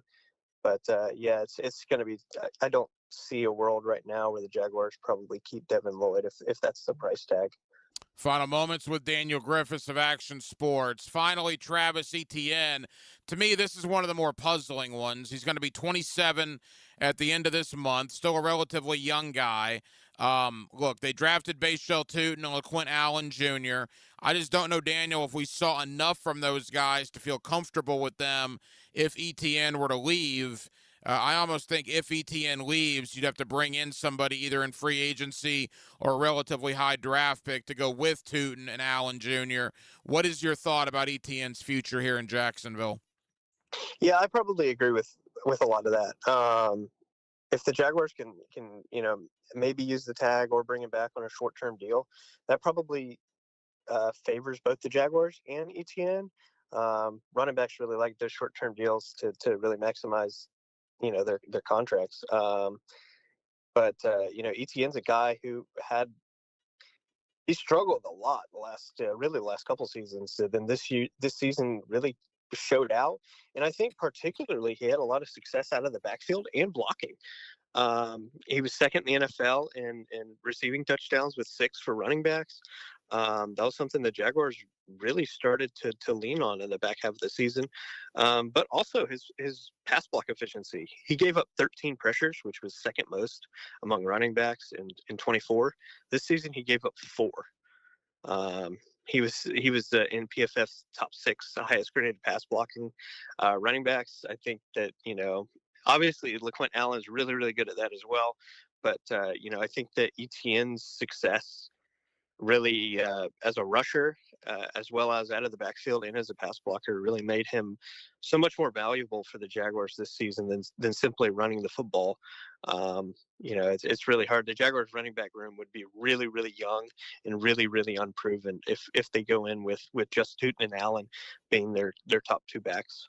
Again, a lot of decisions have to be made, and it's not like the Jaguars have a ton of time. I mean, we're already getting into late January. Free agency begins March 9th, and the league calendar begins on March 11th. So this thing's going to get here pretty quick. Daniel Griffiths crunches the numbers with us. He's all about the analytics. He's with Action Sports. Daniel, I know you're busy, man. Thank you, as always, for the time. We'll certainly have you back on this offseason as developments warrant. Thank you. Get more Jaguars coverage from Jacksonville's sports superstation. That is, Jags on 3, baby. 1, 2, 3, Jags! 1010XL, 92.5 FM. Blue here for the Blue Crab House, located right off of San Jose. It's on Jewington Creek Road. They've been around since 1996. Indoor-outdoor dining. Also, takeout is available at the Blue Crab House. Open 4:30 to 9, Tuesday through Saturday. Sunday, noon until 9. Remember, Tuesday, $2 margaritas. Wednesday, $1 oyster night. How about the blue crabs? How about my personal favorite, the Canadian snow crabs? Whatever it is that you fancy, you get it right there. The Blue Crab House. Joe C. here. I tried playing handyman with my sprinklers and French drain. Ho, ho, ho. And royally failed. So I called Clearwater Irrigation and Drainage. And John Haney came out personally, just like he'll do for you. You know it. And for a limited time, my good buddy Joe C's coming too. Huh? Ain't that right, Joe? I gotta go to the game. Go. Clearwater Irrigation. At least do this part. And drainage too. ClearwaterJax.com. Helmets and Heels calls on Jags former middle linebacker Tom McManus to elevate your afternoon. He's the best. Guy's got it all. Catch the pros' point of view afternoons 2 to 4 on 1010XL. Fought for you by Green Law Group. For the injured, fighting for you. Checkmate. I'm Brendan Cecilia, founder of Checkmate Coatings. And I'm Chester, the adorable chess man on the tracks.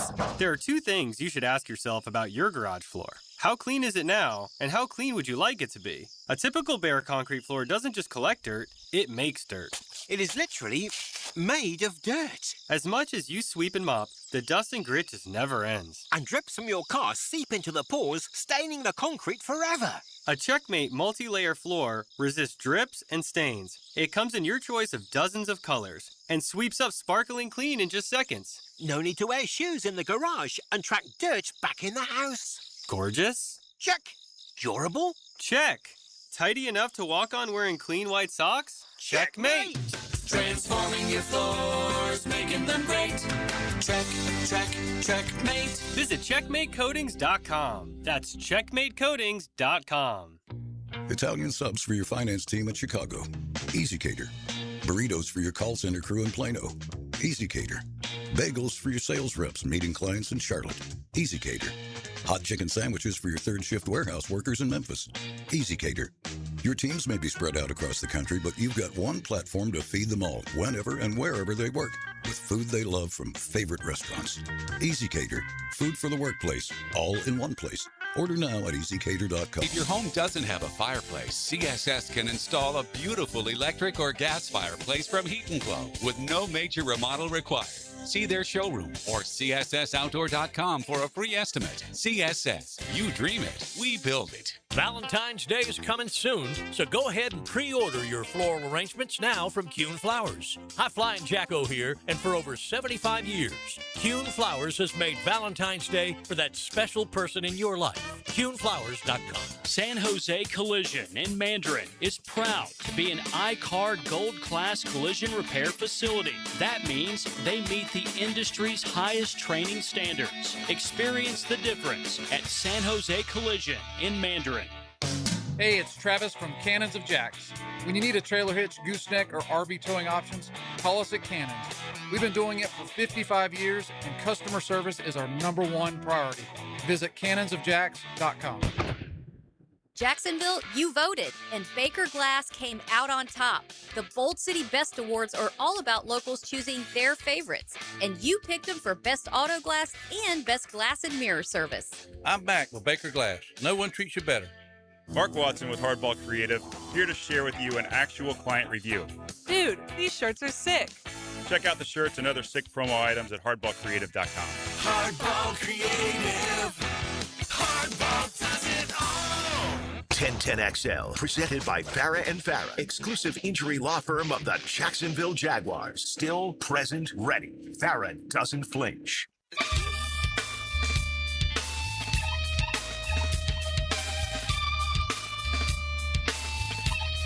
Hacker, After Dark, on 1010XL. Always enjoy crunching the numbers with Daniel Griffiths, Action Sports Jacks. Appreciate him joining us here tonight on Hacker After Dark. We'll talk a little college football national championship with my buddy Brent Beard. You see him locally on First Coast News. You also get him weekly right here on Hacker After Dark as we will review Indiana's win over the Miami Hurricanes. Indiana 16-0, an undefeated national championship. What does it say about the legacy of Curt Cignetti already? The legacy of Fernando Mendoza? Is he going to be the #1 pick in the draft? I would certainly bet on it. I know like every Raider representative that could have been there last night was there, including the general manager, including Tom Brady. Obviously, the Raiders don't currently have a head coach, but everybody that's the decision maker in Las Vegas got a firsthand view of what Mendoza did in winning that national championship one night ago. Couple of things this evening that have stood out. Number one, the Florida Gator basketball team is a winner tonight over LSU, 79-61. How about this? Irvon Klabsar had 18 points. Ruben Chinyalu continues his ridiculous play. 15 points, 21 rebounds. It is his 4th straight double-double. You have to go back to David Lee. It's a long time. You got to go back to David Lee at the University of Florida to find the last time a player has had 4 consecutive double-doubles. That is what Ruben Shinyulu did tonight in the victory over LSU. Florida now sits at 14-5 on the year, 5-1 in the Southeastern Conference. And as I was talking with Frangie earlier, I'm sure most Gator fans know this, but if you don't, Tampa is one of the host sites for the first and second round of the NCAA tournament this year.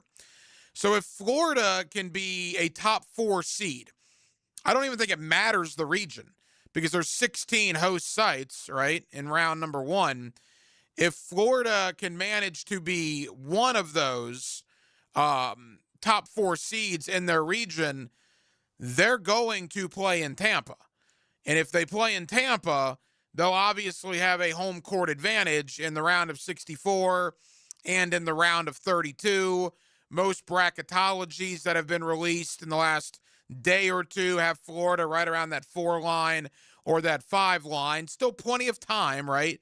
There's 12 SEC games remaining, and then, of course, the SEC Conference Tournament. So there is a lifetime of basketball still to be played, but just something to file away in the back of your mind that if you're Florida and if you're a Gator fan, you want to see them make a realistic run at a back-to-back title, playing your first 2 rounds in the NCAA tournament in Tampa would certainly help causes greatly in that concern. So if Florida can keep this pace going, they would be home cooking, if you will, in Tampa with a pro-Gator crowd in the round of 64 and in the round of 32. Also news out of the National Football League tonight that Mike McDaniel, formerly the head coach of the Miami Dolphins, was thought potentially to maybe be in play as the new offensive coordinator in Tennessee for Robert Saleh. I told you earlier I would not have liked that very much because I think highly of McDaniel. I thought he did a decent job in Miami. I don't think he was about the best deck of cards with the Dolphin roster. Nevertheless, it appears that he is not going to Tennessee.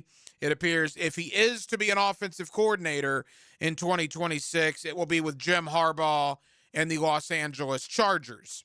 Now, he's still in play for the Raiders head coaching job. He is still in play reportedly for the Ravens head coaching job. But if those fall through, and if he's going to be an offensive coordinator, it appears Mike McDaniel is not heading to Nashville. He will indeed head to the West Coast to Los Angeles to be the offensive coordinator again for Jim Harbaugh and the L.A. Chargers. 4 head coaching spots have been filled. John Harbaugh to New York, Kevin Stefanski to Atlanta, Jeff Hafley to Miami, and last night, Robert Saleh to Tennessee. 6 jobs remain open. Arizona, Cleveland, Las Vegas, Buffalo, Pittsburgh, and Baltimore. And think about that for a second. If I would have told you back on Labor Day when the season was about to kick off that on January 20th, the Buffalo Bills, the Baltimore Ravens, and the Pittsburgh Steelers would be looking for brand new head coaches, there isn't a soul listening right now that would have believed me. Crazy times with this coaching carousel in the National Football League. Let's look back on last night's final college football game of the year. Indiana is your national champion. Let's talk about the game. Let's talk about what it means. And let's take an ever so brief look ahead to 2026. My buddy Brent Beard. You see him locally on First Coast News. You also get him weekly right here on Hacker After Dark. He joins me next on a Tuesday night here in Northeast Florida. We're glad you're with us. It's 1010XL and 92.5 FM. What do you hear on the street these days, Huggy? There was a time when something was missing from the First Coast radio dial. Dig this. 1010XL. Live streaming from the XL Digital Studios. Brightened by Harbor Dental Care, Jacksonville's first choice for dental emergencies. Look around and we know you've got options for gasoline, but those other places, they're not in the business of more. At Shell, that's what you get every day. Members get more rewards, more savings, more special offers. You'll even get 10 cents per gallon off of your first fill when you sign up and save on every fill after that. Choose to get more and more with every drive. Join the Shell Fuel Rewards program today at fuelrewards.com. Offer valid at participating Shell locations. Offer must be redeemed within 60 days of registration. Limit 20 gallons. Restrictions apply. Visit fuelrewards.com for more information. Welcome to Key Buick GMC, proudly family-owned and operated since 1943. Come see why they're North Florida's new and pre-owned truck center, conveniently located on Southside and JTB, just minutes from the St. John's Town Center. At Key Buick GMC, every new vehicle comes with our lifetime powertrain warranty. Key Buick GMC, we are professional grade. Online at keybuickgmc.com. Lifetime powertrain warranty covers engine, transmission, drivetrain only. Exclusions apply. See dealer for details. I'm here with Danny Van Sickle, director of the Electrical Training Alliance. Danny, tell me about your program. Hey, Rick. We're a 4-year electrical apprenticeship. Our students start out making over $40,000 a year and right now make over $90,000 a year, including benefits. There is no tuition or student debt. You just have to apply and get accepted. Did you say no tuition and no student debt? You heard that right, Rick. Once you're accepted to the program, your only cost for the books and the course fees. About $800 a year. That sounds like an amazing opportunity. How can I learn more? Just go to etajax.org and you can apply there. Apply by May 14th. Hey, Jacksonville DDH. Dreamfinders Danny Hicken here with the scoop from Dreamfinders Homes, your National Builder of the Year. We've got first-year interest rates as low as 2.99% in homes in 20-plus communities throughout Northeast Florida. If you're house hunting, make sure your first pick Dreamfinders Homes, the proud official home builder of the PGA Tour, the Florida Gators, and your Jacksonville Jaguars. Visit dfhsalesevent.com today and tell them Dreamfinders Danny sent you. At Hollis Pools, building a pool is personal. We sit down with you, listen to your vision, and bring your backyard dreams to life right here in Northeast Florida. Working with us doesn't feel like working with a contractor. It feels like working with family. Every Hollis Pools project supports Project Savior Outdoors, helping bring hope to our veterans. Visit hollispools.com. Hollis Pools, your vision, your pool, your escape. License number CPC 1461233. Frank Frangie here for Coil Fencing. Since 1927, Jacksonville has trusted Coil Fencing to protect what matters. And I trust them too. From tough chain link to your commercial project to sleek aluminum fencing your HOA will love, Coil does it all. Did you know that Coil can also install, service, and maintain those automatic gates that help protect your neighborhood or business? To schedule a complimentary consultation, visit CoilJax.com. That's COYLE Jax.com. Coil Fencing, A+ rated with the Better Business Bureau, proud partner of the Jacksonville Jaguars. It may be winter in Northeast Florida, but it's one of the most important times to protect your lawn. Prosser here for Julington Creek Pest Control. Their winterizer strengthens roots and improves cold tolerance. Pre-emergent treatments stop spring weeds before they ever start. What that means is you set the stage for a thicker, greener lawn when spring arrives. Call today to schedule your winter lawn treatment with Julington Creek Pest Control. Our family serving yours since 1984. Hey, it's Travis from Cannons of Jacks. Thank you for trusting us for 55 years of custom welding fabrication and vehicle towing accessories. When you need a trailer hitch for the family car, a gooseneck for the company truck, or even RV towing options, call us at Cannons. We can do a bumper hitch, fifth wheel hitch, anything for safe, reliable towing. Come to Cannons of Jacks, where service is our #1 priority and we treat our customers as we like to be treated. Check us out online, cannonsofjacks.com. 1010XL, presented by Farah and Farah, exclusive injury law firm of the Jacksonville Jaguars. When it's game time, Farah doesn't flinch. Now, the Monahan's golden moment. Monahan Jewelers in Atlantic Beach, your local family jewelers. Back here on 1010XL and 92.5 FM in the city of Jacksonville, we are glad you are with us. We have a college football national champion, the Indiana Hoosiers. Last night capped off a 16-0 perfect season by defeating Miami 27-21 in what was a terrific national championship game and a great way to end the 2025-2026 college football season. Let's recap the game last night. Let's talk about what Indiana accomplished for other teams looking to do the same thing moving forward. And let's put a bow on the college football season that was with my buddy Brent Beard. You see him locally on First Coast News, and you also get him weekly right here on Hacker After Dark. Mr. Beard, how are you, my friend? Well, it's been quite a week, to say the least, and quite a victory for Indiana.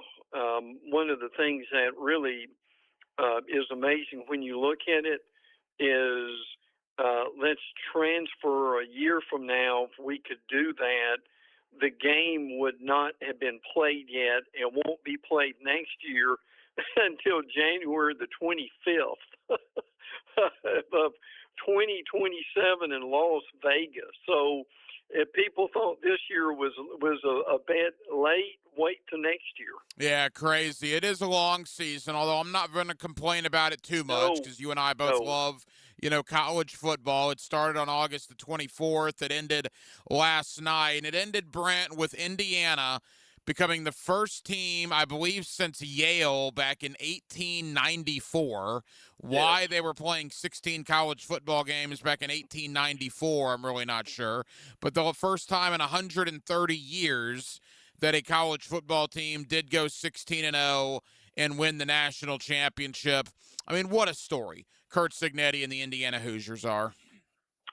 One of the more amazing stories that we have ever seen to really come out of nowhere and be able to play the way that they did. It was the fourth national championship for the Big Ten since 2005.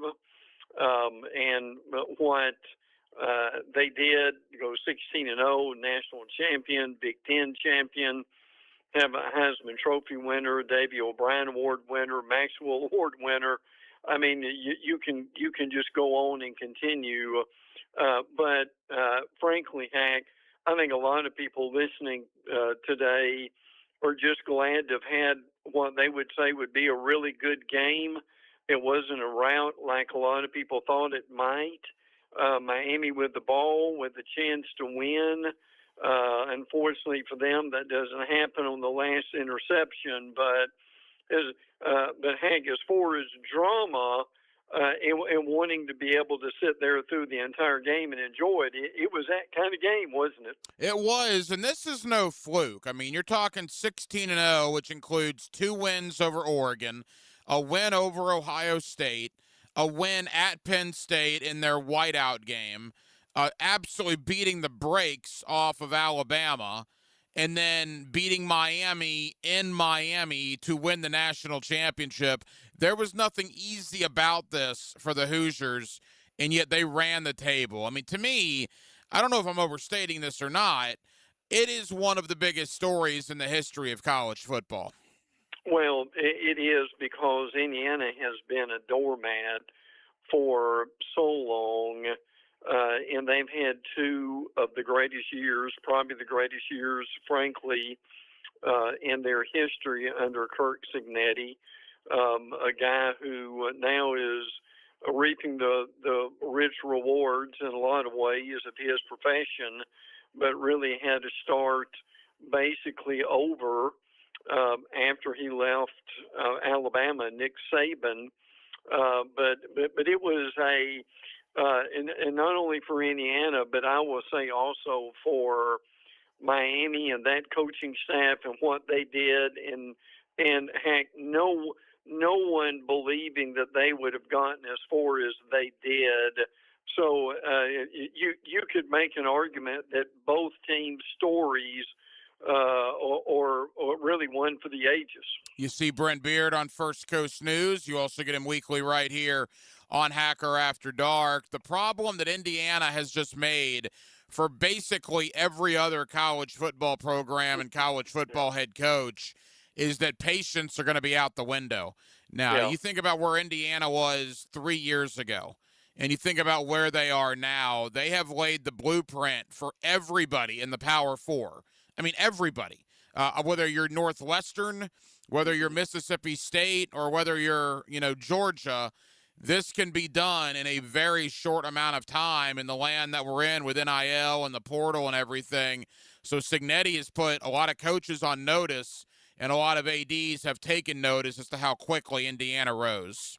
Well, the issue for other teams is going to be, do they have a Mark Cuban somewhere?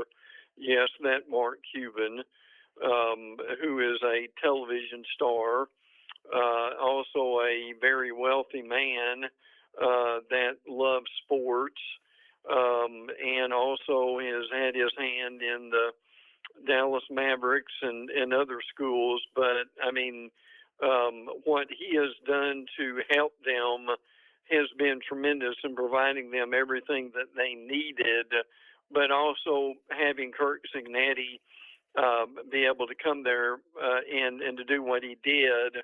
Heck, to me, easily one of the greatest things that they did was how they did not beat themselves. And if you're going 16-0, you've got to one fumble on the season, and going into the game, they had 13 penalties. I mean, heck, who in the world does that? I mean, they had every night off to be with their families or go study or whatever they did. There would be a lot of people, and you mentioned this a few minutes ago, who basically are going to try to copy what Indiana did. I'm not saying that they can get that done, but that's going to be the model, is it not? There's no doubt. They are as disciplined a football team as you will find. Quickly to the losers last night, Miami, nothing to hold their heads about. A great year. I don't know how many people, after they lost to SMU, in their wildest dreams would have them playing in the national championship game. Certainly disappointing. But what does it say about Mario Cristobal, Brent, that 4 years into his return to his alma mater, he had him an eyelash away from the national title? Well, they really were. I mean, frankly, if they're more patient on their last drive, I think you've got a situation there to where they may very well have won the game. And look, Indiana deserves to be lauded and applauded, but the truth of the matter is, with basically a play or two, they would have been having the parade in Coral Gables instead of Indiana. If they can have one with the weather up there, I'm sure they'll come up with something. But and the great thing about Miami is they've basically improved every year under this coaching staff. I mean, you had guys like Mark Fletcher who stepped up. Miami had tremendous second half, outgained Indiana 150-11 in yardage in the third quarter. We could go on and on and on, but it was for no one who expected Miami to get in there. They served themselves well, and frankly, heck, was their stadium they played in last night one of the few stadiums above 50 degrees in the nation? Yeah, and the crazy thing was it's their home stadium, and it was an Indiana crowd. I mean, there is no doubt there was much more red in there than there was orange and green. Quickly, I want to look big picture as we begin to wrap up, but Carson Beck, his final college game, obviously he won a state title here at Mandarin High School. We know what he did at Georgia, and he gets Miami again to within a whisker of a national title. Brent, how will you remember Carson Beck's college career?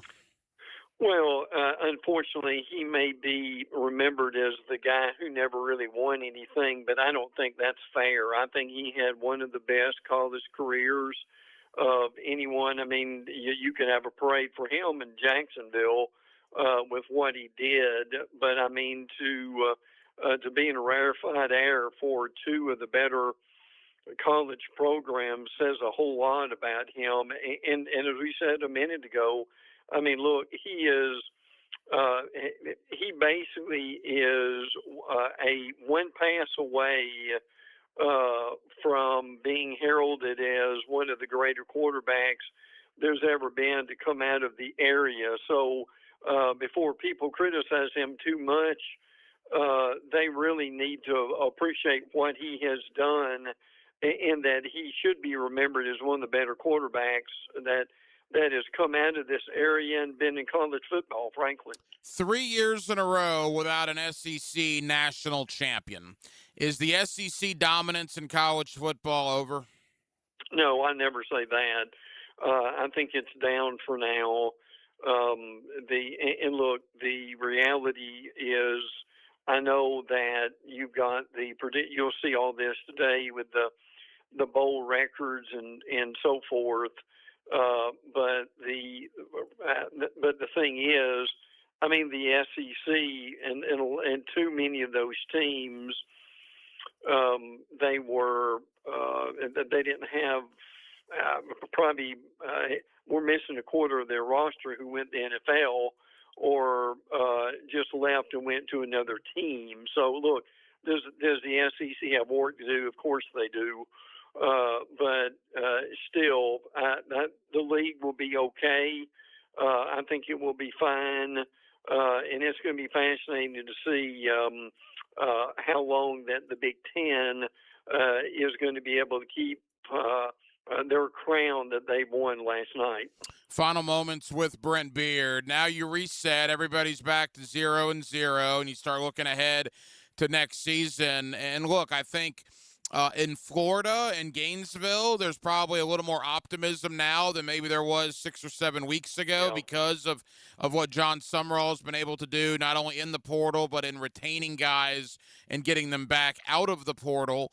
In Tallahassee, Brent, honestly, I don't know how much optimism there is with Mike Norvell returning. They've been awfully quiet for the most part in their portal situation. But certainly, you look at Florida State. We know Miami's going to lose Carson Beck. They're going to lose Ruben Bain. They're going to lose a lot of talent.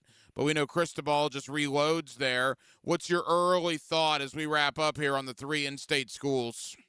Yeah, I think Florida is probably the school, along with Miami, that's going to be looked at as the most promising. That's going to be a lot of fun to see what they do. Miami, as you mentioned, hopefully just to reload, a lot of that's going to be dependent on who the quarterback's going to be, and they'll be starting spring practice before we turn around. I think, as you mentioned, the most questions come from Florida State and where that's going to be. And the question is going to be raised over and over again. How long is that Florida State coaching staff going to be there? So many, many questions as we head into a little bit of a downtime. I mean, the portal still is going to be open for as far as kids with the 2 teams in the championship game. That's going to be fascinating to kind of see where that goes. But all in all, it will be a short but very interesting off season coming up. But the big thing that's going to be going on this week is what is the committee going to be doing, the playoff committee, about do we stay at 12 or do we go to 16? I don't think we're going to 24, 25 like the Big Ten wants to do right now, because I think it will be too much of a jump. So that's going to be the most interesting thing that we follow coming up the next few days. Brent, we're out of time. 30 seconds. What does your gut tell you about that? How many playoff teams will there be next season?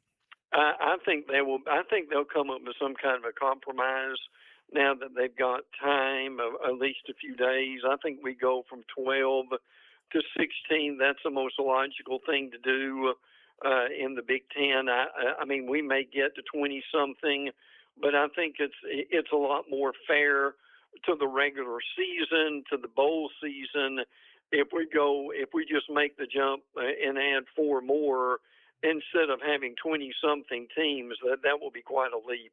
You see Brent Beard on First Coast News. You also get him weekly right here on Hacker After Dark. Brent, thank you as always, my friend.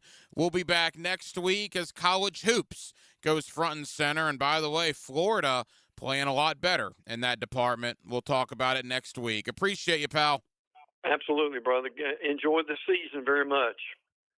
High school, college, and pro. As good as it gets. Your home for the most play-by-play is 1010XL. Hi, I'm Sean Monahan from Monahan Jewelers in Atlantic Beach. Since 1977, we've been Jacksonville's local family jeweler with a beautiful selection of fine jewelry and certified diamonds. But we're also Jacksonville's leading buyer of gold, silver, and diamonds from the public. Gold has recently hit an all-time high at over $3,600 per ounce. Pay bills, Buy something fun. Now is the time to sell your gold for cash and get top dollar, or trade it in for a new piece and get even more value at Monahan Jewelers in Atlantic Beach. Throw your rifle and rod in the truck every Saturday morning. This could be really special.